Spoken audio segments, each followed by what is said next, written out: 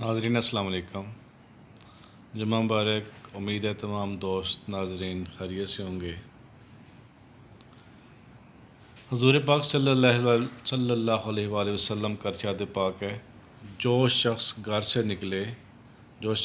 سے باہر نکلے اور یہ دعائیہ کلمات پڑھے، بسم اللہ توکلت علی اللہ ولا حول ولا قوۃ الا باللہ العلی العظیم، بسم اللہ توکلت علی اللہ ولا حول ولا قوۃ الا باللہ العلی العظیم۔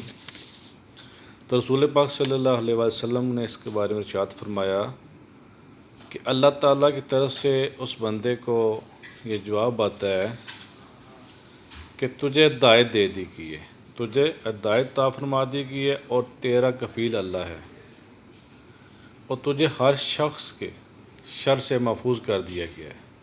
سبحان اللہ، سبحان اللہ۔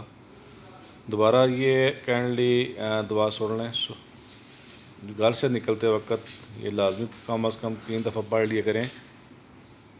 بسم اللہ توکلت علی اللہ ولا حول ولا قوۃ الا باللہ العلی العظیم، بسم اللہ توکلت علی اللہ ولا حول ولا قوۃ الا باللہ العلی العظیم، بسم اللہ توکلت علی اللہ ولا حول ولا قوۃ الا باللہ العلی العظیم۔